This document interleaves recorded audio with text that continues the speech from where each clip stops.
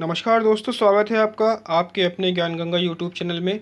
दोस्तों, मैं लाया हूँ आपके लिए कुछ महत्वपूर्ण सामान्य अध्ययन और करंट अफेयर के क्वेश्चन जो आपके आने वाले एग्जाम के लिए बहुत इंपॉर्टेंट हैं, और साथ ही क्वेश्चन से संबंधित जानकारी भी मैं आपको बताऊँगा।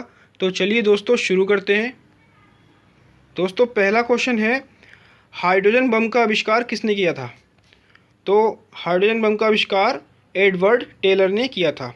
ये जो आप इमेज में देख रहे हैं, यही हैं एडवर्ड टेलर। अगला प्रश्न है, रामायण का एक अन्य नाम क्या है? ठीक है, तो रामायण को चतुर्विशती सहस्त्री संहिता भी कहते हैं। अगला प्रश्न है दोस्तों, ये पृथ्वी की सतह पर जो तत्व पाए जाते हैं उससे संबंधित है।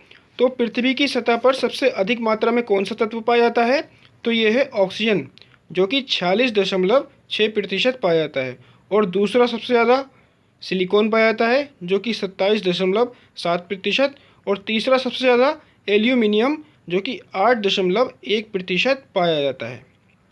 अगला प्रश्न है दोस्तों, मानव शरीर में जो तत्व पाए जाते हैं उससे संबंधित है ये। तो मानव शरीर में सबसे अधिक मात्रा में पाए जाने वाला तत्व कौन सा है? तो ये भी ऑक्सीजन ही है, जो कि 65% पाया जाता है। और दूसरा सबसे ज़्यादा कार्बन पाया जाता है, जो कि 18.5% है। और तीसरा ज़्यादा तत्व पाया जाता है हाइड्रोजन, जो कि 9.5% पाया जाता है मानव शरीर में। अगला प्रश्न है दोस्तों, जोधाबाई किसकी पुत्री थी? तो अकबर की जो पत्नी थी जोधाबाई, वो आमेर के राजा भारमल की पुत्री थी। अगला प्रश्न है, हड़प्पा सभ्यता में चावल के दाने कहाँ से प्राप्त किए गए हैं? तो हड़प्पा सभ्यता में चावल के दाने लोथल और रंगपुर में मिले हैं। अगला प्रश्न है, सिंधु घाटी सभ्यता के लोग किसकी पूजा किया करते थे? तो सिंधु घाटी सभ्यता के लोग पशुपति की पूजा करते थे। अगला प्रश्न है दोस्तों, ये प्रश्न आपकी अपनी नॉलेज के लिए है। भगवान शिव के गले में जो सांप लिपटा रहता है उसका नाम क्या है? तो उसका नाम है वासुकी।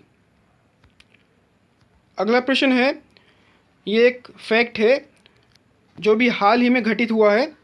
हाल ही में कॉमेडियन जेरी स्टीलर का निधन हुआ है।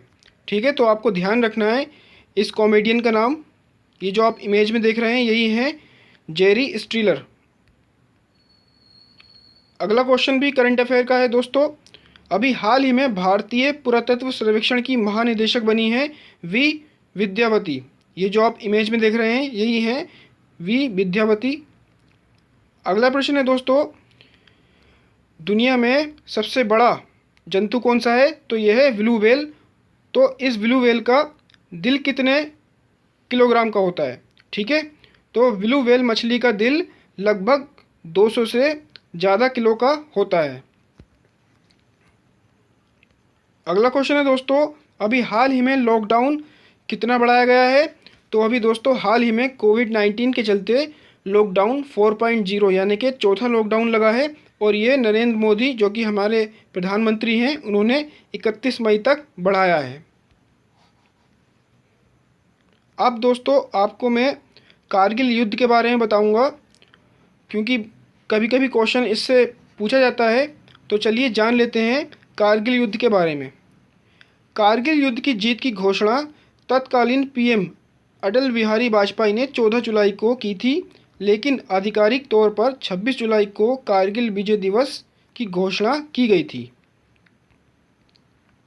अगला फैक्ट है, भारत ने एलओसी पर से पाक सैनिकों को खदेड़ने के लिए कारगिल सेक्टर में ऑपरेशन विजय अभियान चलाया था। ठीक है, तो आपको यहाँ से ये याद रखना है कि इस ऑपरेशन का नाम क्या था? ऑपरेशन विजय। अगला प्रश्न है, बोफोर्स तोपें कारगिल लड़ाई में सेना के खूब काम आई थी। ठीक है, तो आपको ये भी ध्यान रखना है कि कौन कौन से शस्त्र अस्त्र प्रयोग हुए थे। तो उसमें एक बोफोर्स तोप भी थी जो कारगिल युद्ध में प्रयोग की गई थी। अगला फैक्ट है, भारतीय सेना को कारगिल के युद्ध में बड़ी मुश्किलों का सामना करना पड़ा था। पाकिस्तानी सैनिक ऊंची पहाड़ियों पर बैठे थे और हमारे सैनिकों को गहरी खाई में रहकर उनसे मुकाबला करना था। भारतीय जवानों को आड़ लेकर या रात में चढ़ाई कर ऊपर पहुंचना पड़ रहा था, जो कि बहुत जोखिमपूर्ण कार्य था। तो दोस्तों आप जान सकते हैं कि हमारे जो जवान हैं वो कितनी मुश्किलों से हमारे भारत की रक्षा कर रहे हैं बॉर्डर पर रहकर। अगला फैक्ट है, भारतीय वायुसेना ने कारगिल युद्ध में बड़ा योगदान दिया था। भारतीय वायुसेना ने 32,000 फीट की ऊंचाई से एयर पावर का उपयोग किया था। भारतीय वायुसेना ने पाकिस्तान के खिलाफ MiG-27 और MiG-29 का भी इस्तेमाल किया था।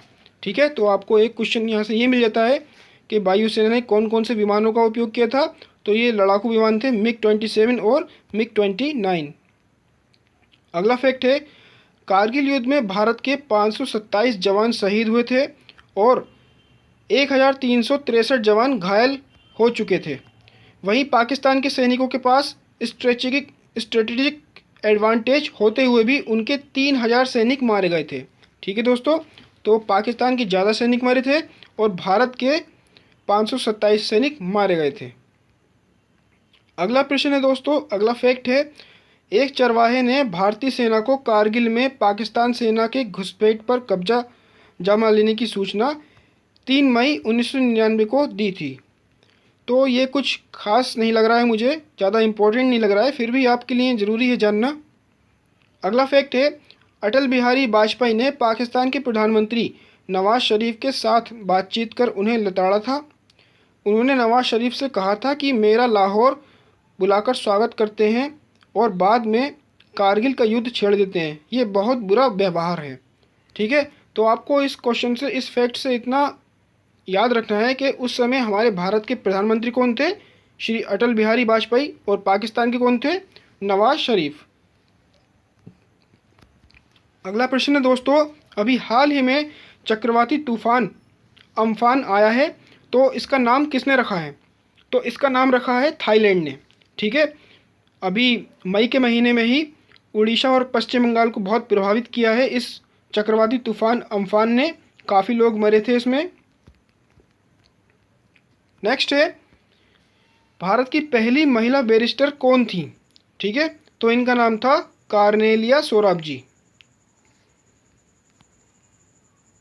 अगला प्रश्न है दोस्तों, ये प्रश्न अंटार्कटिका से संबंधित है, तो आइए पढ़ लेते हैं।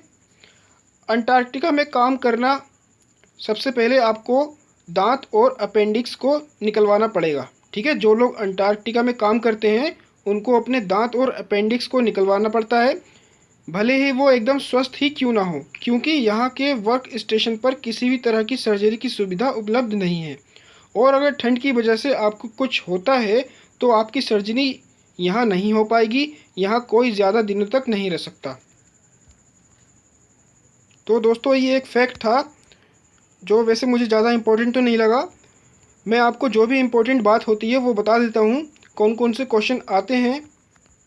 दूसरा तथ्य भी अंटार्कटिका के बारे में ही है, तो आइए पढ़ लेते हैं। दुनिया का सबसे शुष्क स्थान है ये अंटार्कटिका। इतना ही नहीं, पृथ्वी ग्रह का सबसे शुष्क स्थान भी अंटार्कटिका में ही है, जिसे ड्राई वैली कहा जाता है। ठीक है, तो आपको ध्यान रखना है, पृथ्वी का सबसे शुष्क स्थान कहाँ पर है? अंटार्कटिका में है, और इसका नाम क्या है? Dry valley. अगला फैक्ट है, ऑस्ट्रेलिया, EU और जर्मनी DE की तरह अंटार्कटिका का अपना टॉप लेवल डोमेन है। ठीक है, तो यहाँ से देखिए 3 क्वेश्चन बनते हैं। टॉप लेवल डोमेन किसका है? अंटार्कटिका का, और जर्मनी का डे है, और ऑस्ट्रेलिया EU। अगला फैक्ट है, करीब 53 लाख साल पहले अंटार्कटिका बहुत गर्म स्थान था। इतना गर्म कि इसके किनारों पर खजूर के पेड़ आसानी से उग जाते थे। यहाँ का तापमान उस टाइम 20 डिग्री सेंटीग्रेड से ज़्यादा ही रहता था। ठीक है दोस्तों, आज जहाँ पर बर्फ़ जमी हुई है, करीब 53 लाख साल पहले वहाँ पर बहुत गर्म स्थान हुआ करता था। अगला फैक्ट है, अंटार्कटिका में एक न्यूक्लियर पावर स्टेशन भी है जिसका नाम मैकमुर्डो स्टेशन है। ये पावर स्टेशन 1962 में बनाया गया था। ठीक है, तब से ये अभी तक चल रहा है, तो आपको इसका नाम याद रखना है, मैकमुर्डो स्टेशन इसका नाम है। 1962 में बनाया गया था अंटार्कटिका में। अगला फैक्ट है, अंटार्कटिका में एक फायर स्टेशन भी है। इस स्टेशन का नाम भी आपको ध्यान रखना है, इसका नाम भी मुर्डो स्टेशन है। दोस्तों ये था न्यूक्लियर पावर स्टेशन और ये है फायर स्टेशन, दोनों का नाम लगभग सेम ही है। अगला क्वेश्चन है, इंसान की तीसरी आँख किसे कहा जाता है? ठीक है, तो पीनियल ग्रंथि को इंसान की तीसरी आँख कहा जाता है, जो कि मस्तिष्क में होती है ये ग्रंथि। ये जो आपको पॉइंट दिख रहा है यही है पीनियल ग्रंथि। अगला क्वेश्चन है, टिकटॉक के संस्थापक कौन है? तो टिकटॉक एक वीडियो बनाने वाली ऐप है, इसके संस्थापक हैं जेंग यिमिंग।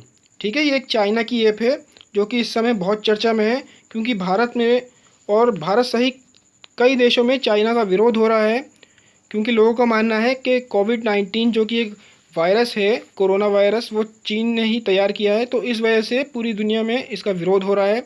भारत में भी इस टिकटॉक का विरोध हुआ है और इसकी रेटिंग को बहुत डाउन कर दिया गया है। काफ़ी सारे लोगों ने इसको अपने मोबाइल से अनइंस्टॉल कर दिया है। अगला क्वेश्चन है, ऐसी कौन सी नदी है जो मकर रेखा को 2 बार काटती है? ठीक है, साउथ अफ्रीका की ऐसी कौन सी नदी है जो मकर रेखा को 2 बार काटती है? तो ये है लिम्पोपो नदी। तो आपको ध्यान रखना है लिम्पोपो नदी कहाँ पर बहती है? साउथ अफ्रीका में बहती है और मकर रेखा को 2 बार काटती है। अगला प्रश्न है, ऐसा कौन सा गांव है जो महाराष्ट्र और गोवा में आता है, यानी कि इसकी बॉर्डर पे है? तो ये गांव है गदियाना गांव। ठीक है, गदियाना गांव महाराष्ट्र और गोवा में आता है। अगला प्रश्न है दोस्तों, दुनिया की सबसे लंबी फिल्म कौन सी थी? ठीक है, कौन सी फिल्म है जो अभी तक दुनिया की सबसे लंबी मूवी रही है? तो ये 2012 में बनी थी। इसका नाम है द लॉजिस्टिक और ये 857 घंटे की मूवी है। तो आपको ध्यान रखना है। दोस्तों, आपको मेरे फैक्ट थोड़े अजीब से लगते होंगे, लेकिन ये आने वाले आपके जो एग्ज़ाम है उसके लिए नया डाटा है बिल्कुल, जो अभी तक किसी भी एग्ज़ाम में नहीं पूछा गया है। तो इसके चांसेस हैं आपके एग्ज़ाम में आने के लिए। तो अच्छे से मेरी वीडियो देखिए और लाइक कर दीजिए और सब्सक्राइब कर दीजिए। चलिए आगे बढ़ते हैं। दोस्तों, चीन में एक ऐसा शहर है जहां 5 सूर्य दिखाई देते हैं। तो उस शहर का नाम क्या है? तो विश्व में एकमात्र ऐसा शहर है जिसका नाम है सिंग नाइट चू। ये चीन का शहर है, यहाँ पर 5 सूर्य दिखाई देते हैं। अगला क्वेश्चन है, बीजेपी पार्टी का गठन कब हुआ था? तो बीजेपी पार्टी का गठन हुआ था 6 अप्रैल 1980 को, जो कि वर्तमान में इस समय बीजेपी की ही केंद्र सरकार चल रही है। अगला प्रश्न है, कांग्रेस पार्टी का गठन कब हुआ था? तो कांग्रेस पार्टी का गठन हुआ था 28 दिसंबर 1885 को।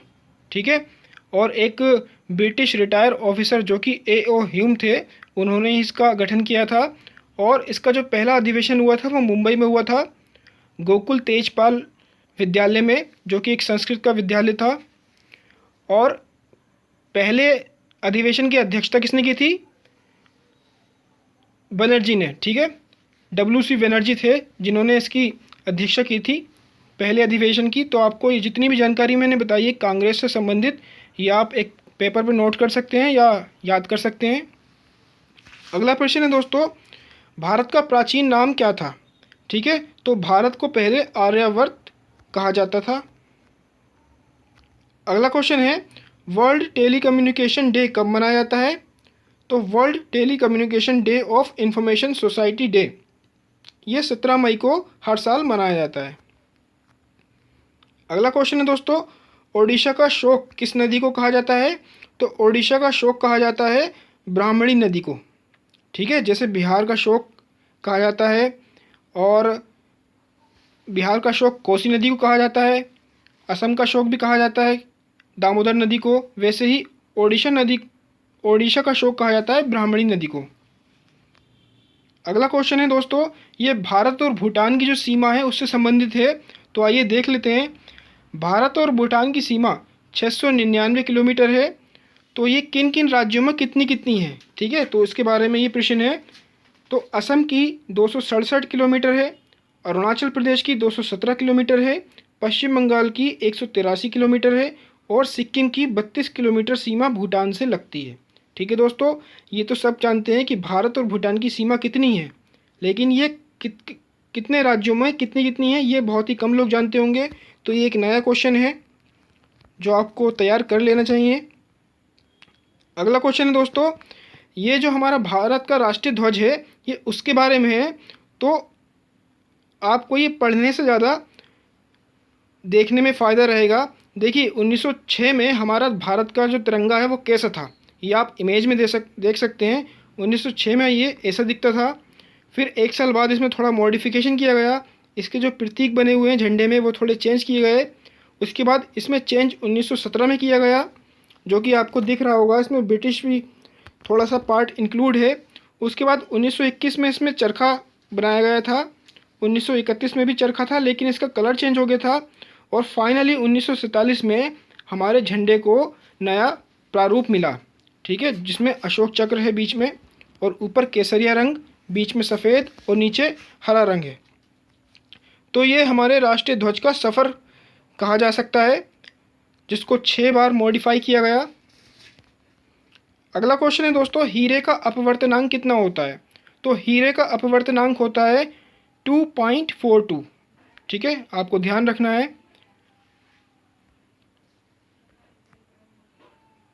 अगला क्वेश्चन है दोस्तों, ये डायनासोर के बारे में है, तो आइए पढ़ लेते हैं।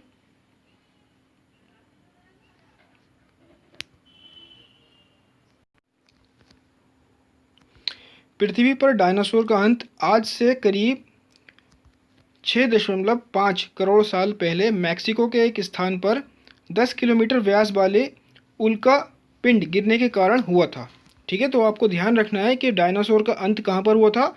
मैक्सिको में हुआ था, एक उल्का पिंड के गिरने से। अगला क्वेश्चन है दोस्तों, मनुष्य में जो टेम्परेचर हाई होता है या यूँ कहें जो बुखार आता है, उसका क्या रीज़न होता है? तो चलिए जान लेते हैं। जब हमारे शरीर में हानिकारक वायरस और बैक्टीरिया आ जाते हैं तब हमारा शरीर अपने तापमान को ज़्यादा कर लेता है, जिससे कि इतने ज़्यादा तापमान में वायरस और बैक्टीरिया नष्ट हो जाएं और हमारा शरीर सुरक्षित रहे, ठीक है। तो बुखार आना कोई हानिकारक नहीं होता है हमेशा, ये हमारी बॉडी से वायरस और बैक्टीरिया को मारने के लिए होता है। अगला क्वेश्चन है, आतिशबाजी में जो हरा रंग होता है वो किसके कारण होता है? ये बेरियम के कारण होता है। नेक्स्ट क्वेश्चन है, खीरे में कड़वाहट किसके कारण होती है? तो खीरे में कुकुरबिटेसिन नामक एक तत्व पाया जाता है, इसी कारण खीरा कड़वा होता है। अगला क्वेश्चन है, टमाटर का लाल रंग किसके कारण होता है? तो ये लाइकोपीन एक वर्णक होता है जो टमाटर में पाया जाता है, इसी के कारण टमाटर का रंग लाल होता है। अगला क्वेश्चन, जल का सर्वाधिक घनत्व कितने तापमान पर होता है? तो ये 4 डिग्री सेल्सियस टेम्परेचर पर होता है जल का सर्वाधिक घनत्व। अगला क्वेश्चन है, बेहोशी के लिए कौन सी गैस का प्रयोग किया जाता है? ठीक है, तो बेहोशी के लिए जेनॉन गैस का प्रयोग किया जाता है, ये एक अक्रिय गैस है। अगला क्वेश्चन है दोस्तों, दक्षिण अमेरिका की सबसे ऊंची चोटी कौन सी है? तो दक्षिणी अमेरिकी महाद्वीप की सबसे ऊंची चोटी है माउंट अकांकागुआ। तो दोस्तों ये 50 क्वेश्चन लाया था मैं आपके लिए, जो आपके आने वाले एग्ज़ाम के लिए बहुत इंपॉर्टेंट है। उम्मीद करता हूँ ये वीडियो आपको पसंद आई होगी। प्लीज़ लाइक और सब्सक्राइब कर दीजिए इसे और अपने दोस्तों में शेयर कर दीजिए, और आप चाहें तो कमेंट करके भी मुझे बता सकते हैं ये वीडियो कैसी लगी। थैंक यू दोस्तों।